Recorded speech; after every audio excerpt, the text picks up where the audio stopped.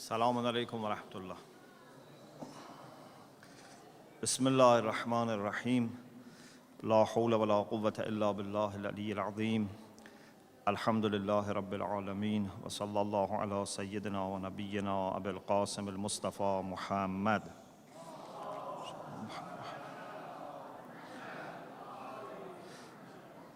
وعلى آله الطيبين الطاهرين لا سيما بقية الله في الأراضين أجل الله تعالى فرجه الشريف.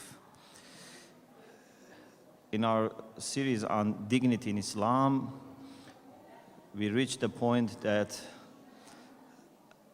explains how Allah subhanahu wa ta'ala has given honor and dignity to all mankind. لَقَدْ كَرَّمْنَا بَنِي آدَمَ. And as we mentioned, Allama Tabatabai Rahmatullah Alayhi says that this dignity is given to all children of Adam, including those who have no faith, those who are polytheists, and those who are sinful. Al-Kuffar, wal-Mushrikeen, wal-Fussaq, all because of being human being, they have some level of honor and dignity that they themselves should appreciate and safeguard, and other people should appreciate and respect. But on top of that, those who are pious, they have more honor, and among those who are pious, those who are more pious, they have more honor. Inna akramakum indallah atqakum. Now we want to refer to some of the characteristics of those people who have preserved in themselves this honor that Allah has given them and let it grow. It's very important. Allah has given us the capital, like He has planted in us the seed for karamah. But then we have to become kareem. It means that you have to grow that seed till it becomes a full-fledged, fully flourished tree of honor and dignity. So those who have become really honorable, those who have dignity, they have certain characteristics. Yesterday I mentioned two hadiths from Amirul Mu'mineen alayhi salam in this regard, and we want to continue with this discussion. One of the things that we find in our hadith is that those who have honored themselves and have developed an honorable personality, for them this material life becomes insignificant. Because significance, greatness are relative. When you want to judge whether something is great or small, then you need to compare two things at least, maybe sometimes more than two things. Compare them with each other and say, okay, this is greater than the other, or the other is smaller than this. If someone is in himself or herself great, he possesses that great quality of honor that Allah has given us, that karamah that Allah has given us, and then he talks about this material life, about money, about power, about position, about fame, then would say these are not important, because he himself has a treasure of value inside. For him, dunya is not very attractive. But if there is no self-esteem, if there is no self-honor inside, then even few £1,000 can make him mad. Forget those people, just for few pounds they tell lies.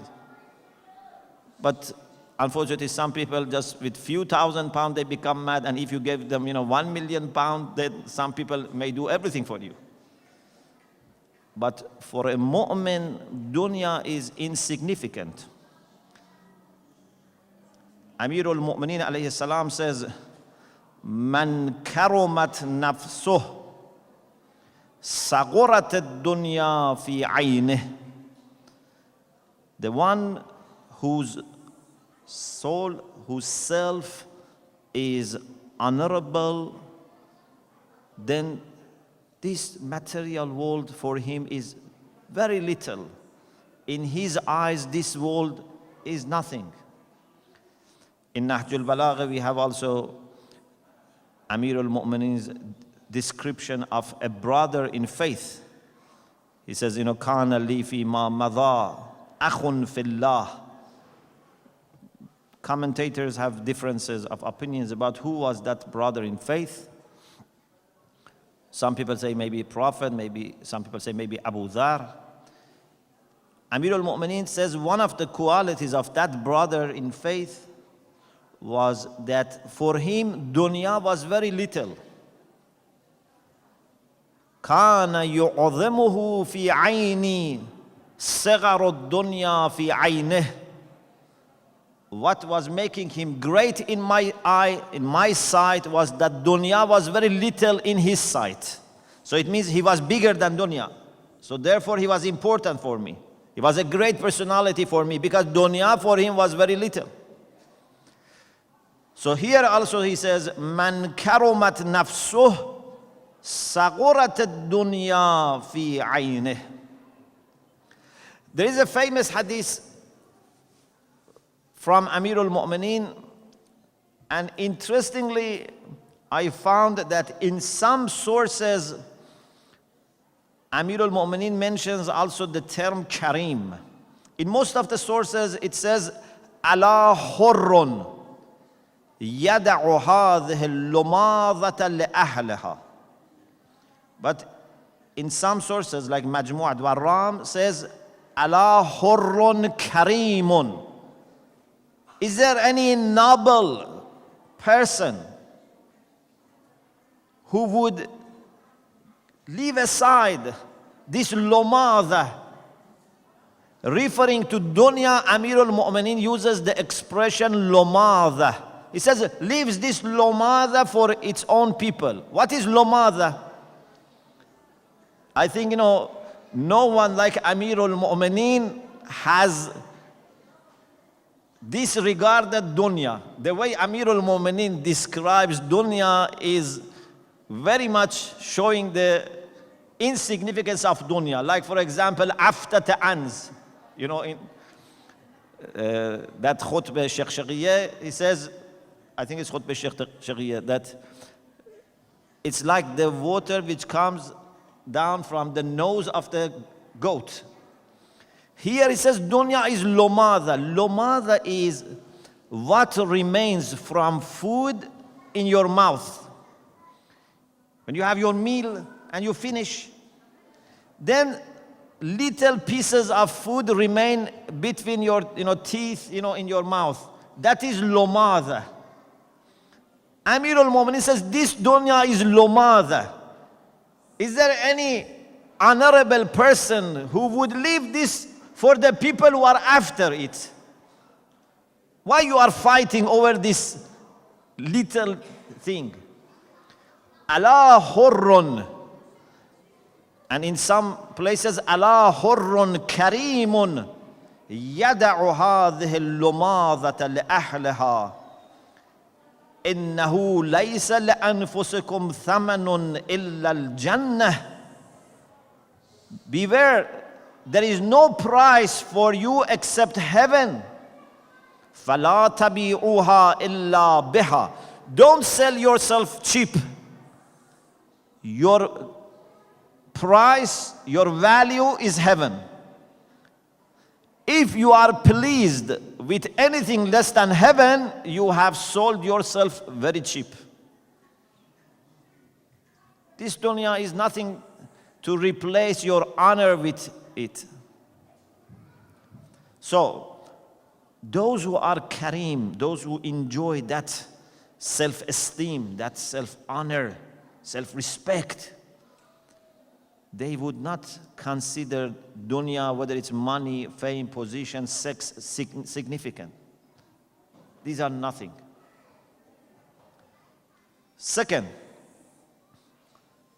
those who are kareem, honorable, are loyal to their promises.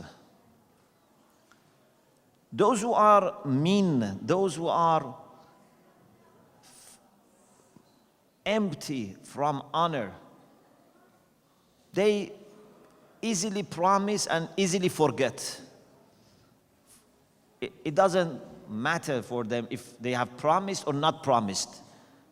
Every day they are a different person. You know, one of the worst things is to deal with people that they have no regard even for what they themselves have told you. You cannot trust them. They promise you something and another day they forget, or they say, okay, that day I said this, but now I changed my mind. Today I think differently. You know, in the past, this was a sign of being a man, that when you promise, you keep it. Otherwise, you are not a man. Even sometimes they used to give a piece of their hair, yeah, from their beard, that it means that if I don't keep my promise, I am not a man. This is not man opposite to woman. This is man in the sense of what we say in Farsi, jawan mard, or in Arabic we say fata, means being an honorable person. So it was very important for them, no matter what would be the cost, their promise was the promise. You can be 100% sure that this person is going to keep his promise. Unfortunately, now even people sign, and even sometimes, you know, you take them to legal office, they sign it in the legal office, and still they forget, or they don't, you know, commit themselves. So our hadith says that one of the characteristics of the people who have honor for themselves is that they are very loyal to the promises they have made, to the contracts that they have signed, to the treaties that they have made. For example, Amirul Mu'mineen alayhi salam said, Al-Kareem idha wa'ada wafa. The one who is honorable, when he promises, he is loyal. Wa idha tawa'ada afa. But if he promises to do something as a kind of punishment, he will forgive. For example, he says, if you do this for me, I am going to do this for you. He will give this promise. But he says, if you do this bad thing, I am going to punish you, then he may disregard that. This type of promise, which means to promise to do bad things, to punish, which is called in Arabic wa'id, Kareem can forget it. Like Allah subhanahu wa ta'ala. Allah has promised us that if you do these good things, I am going to give you reward. He also has warned us that if you do these bad things, I am going to punish you.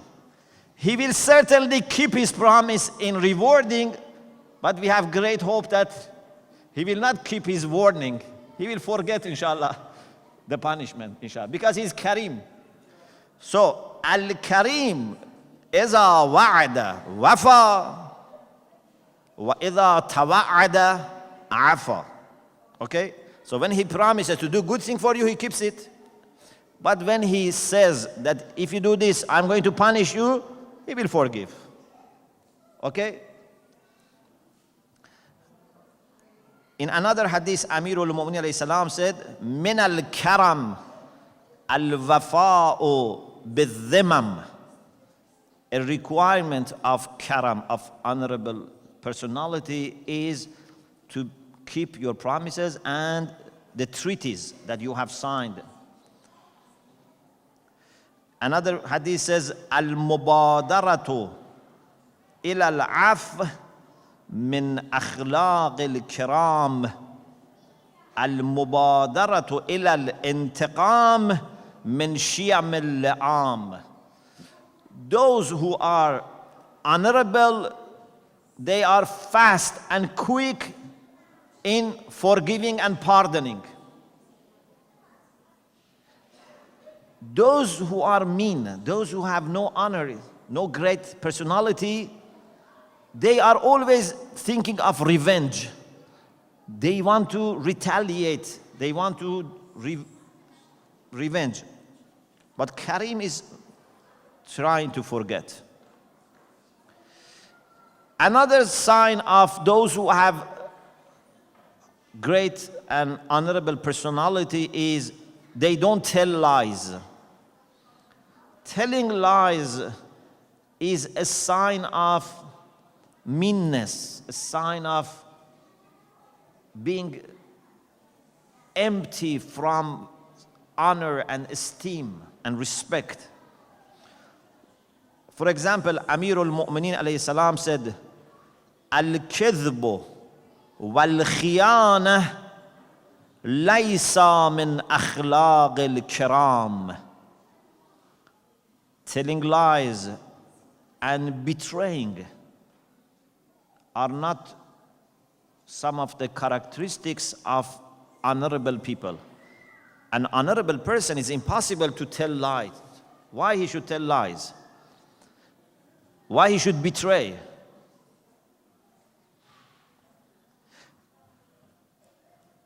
In a hadith which is attributed to Imam Hussein alayhi salam, he says, As-sidqu izzun. Telling truth, or more than telling truth, truthfulness, sidq sometimes means more than telling the truth, is a quality. Truthfulness is izz, is dignity. You remember we talked about izz in the first two sessions. Wal-kidhbu ajzun. Those who tell lies, this is the sign of incompetence, the sign of being not able to manage their life. Those who are weak, they have to do mischief in order to get where they want to get. But if you are capable, for example, like a speaker, if you have knowledge, if you have studied, you don't need to tell lies to people. There are so many good things and correct things to say people. But if you have not studied, so you have to fabricate things. You have to fabricate stories, hadiths, and tell people. The same is with social life. If someone has skills and knows how to deal with issues, he doesn't need to tell lies. Those who are weak or those who are, greedy, they tell lies. Otherwise, their life cannot go on. Al-kidhbu ajzun. To tell lies is a sign of failure. It's a sign of incompetence. And we have other hadiths about kizb being a sign of not having honorable personality. Another thing is that a person who is honorable is modest in the sense of observing chastity, iffah. An honorable person would not have easily relation with people outside marriage. Those who do adultery, fornication, this is that they don't have honorable personality. Hadith says, Ma zana ghayurun qattu. A person who has honor and has respect for himself and his own family. He would not do fornication with any woman or with any man if it is a woman with a man. A person who has respect, who has honor for himself, for his family, for his wife, his daughters, his sisters, he would not do this with someone else's daughter or sister. It's a very bad thing to do this thing. Or we have another hadith. قدر الرجل على قدر همته. If you want to understand, if you want to measure how great is someone, look at his ambitions. If a person is very ambitious in the sense that he wants success, he wants closeness to Allah subhanahu wa ta'ala, he wants to be among the best people, this is a great person. But if his hemma is just few pounds, few meters house, a car, so this person is a very little person. Look at his ambition. Does he want to be with Salman and Abu Zar, or he wants to be with the people who have, few notes in their account? What is his ambition? قدر الرجل على قدر همته. Okay? وشجاعته على قدر مروءته. And his bravery is proportionate to his muru'ah, means to observe the manners and the etiquettes of being a noble person. Like we say, فتوة, like Jawan Mardi. وَإِفَّتُهُ عَلَى قَدْرِ غَيْرَتِهِ. Everyone's chastity, modesty is proportionate to the way he respects and expects others to respect his wife, respect his daughters, respect his sisters, respect his mother, respect. If someone is ghayur, if he has that kind of protective jealousy, ghayra is very difficult term to translate in English.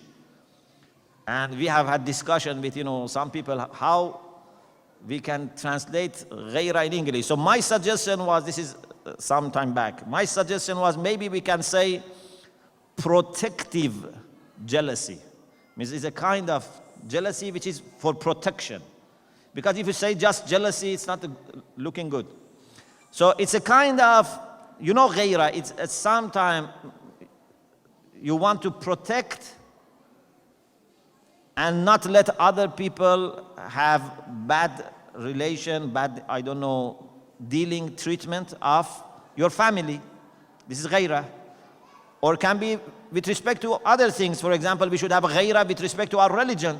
We don't want other people to insult our religion. We have to have ghayra with respect to our community. So a person who has ghayra, he also would be observing iffah, modesty and chastity. This is very important. Another characteristic of those who are kareem is they are very soft, kind in their akhlaq, in their behavior. This is very important. A person who is kareem, it's very easy to deal with them. They don't get angry quickly. They are not harsh. They are not hard-hearted. They are very easygoing. They have principles. They are very strict with their principles. But when it comes to small things, they are very easy. Like Rasulullah sallallahu alaihi wasallam.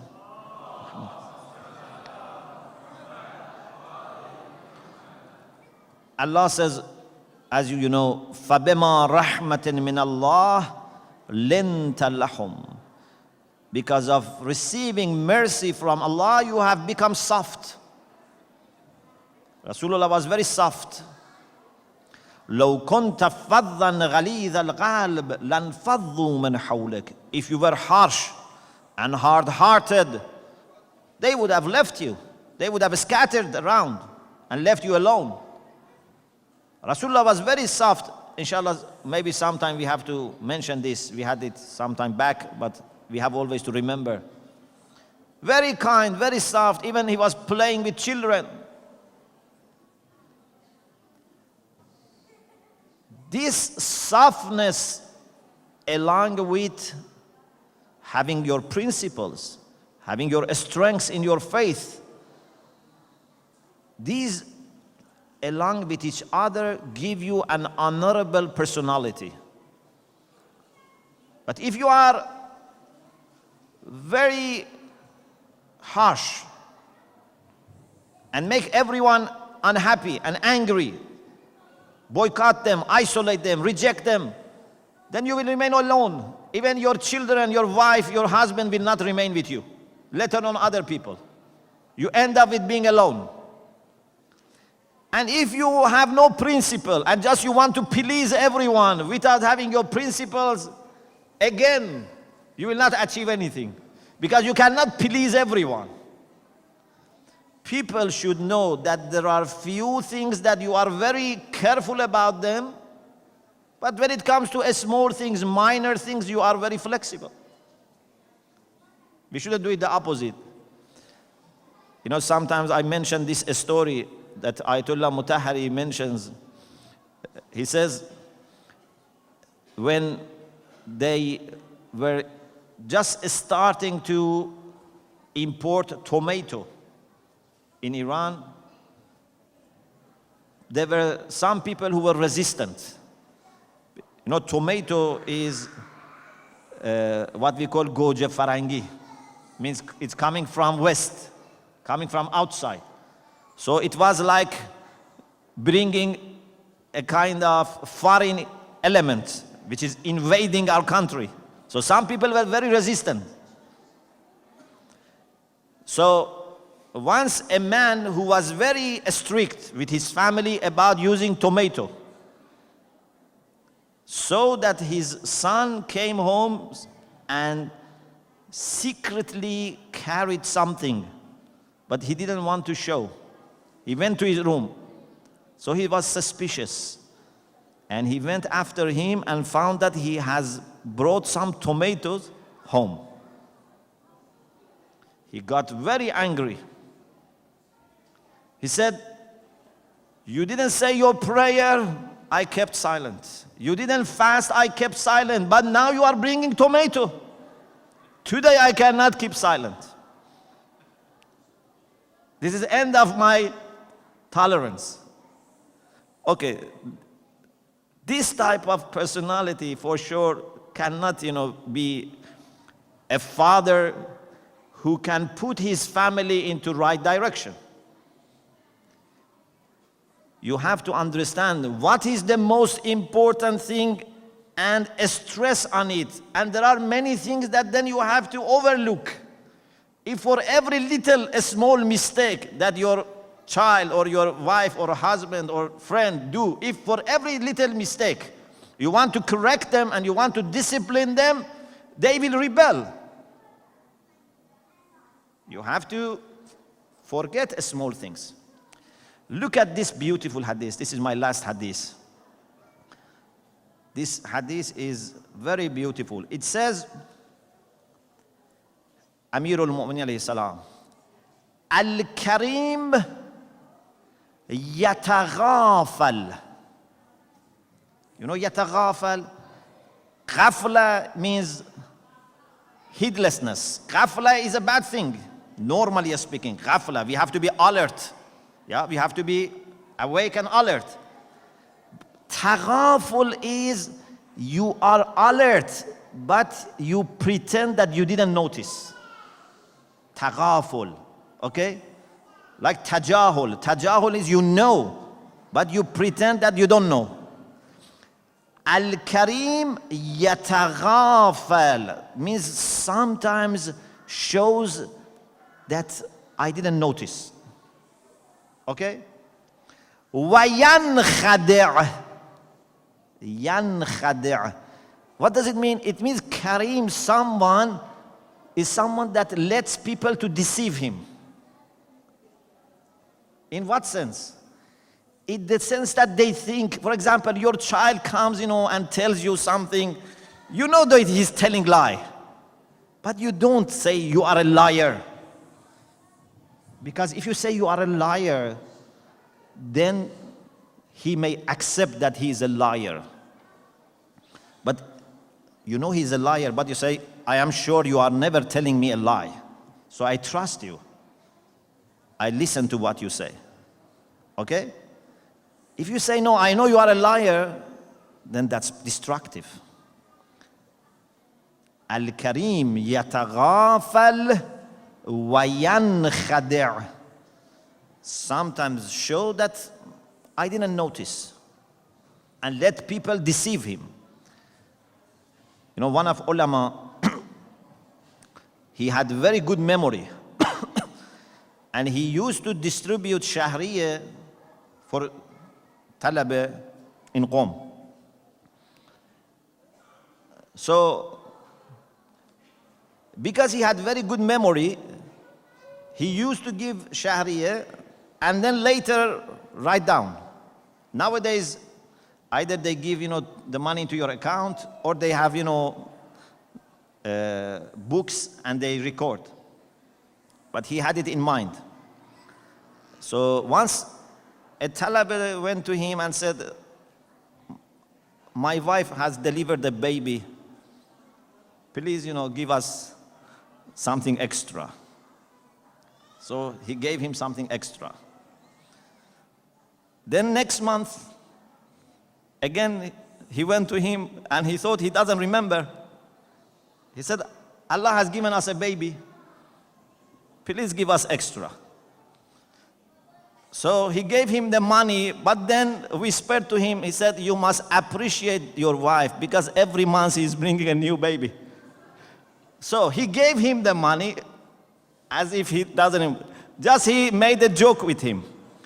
So if he was a harsh person, he said, I gave you last month, and now because you said this, I am going to remove your name from the list. But he knew that this person is in need of money, and he didn't tell lie because he has really a baby, but he's just mentioning this twice. So Karim is the one who is easygoing with people as much as possible. Sometimes there are principles, we cannot compromise. But when it comes to being patient with people, you have to be as much as possible patient and forgiving. Inshallah, we continue this discussion tomorrow. Wa akhiru da'wan anil hamdulillah rabbil alamin.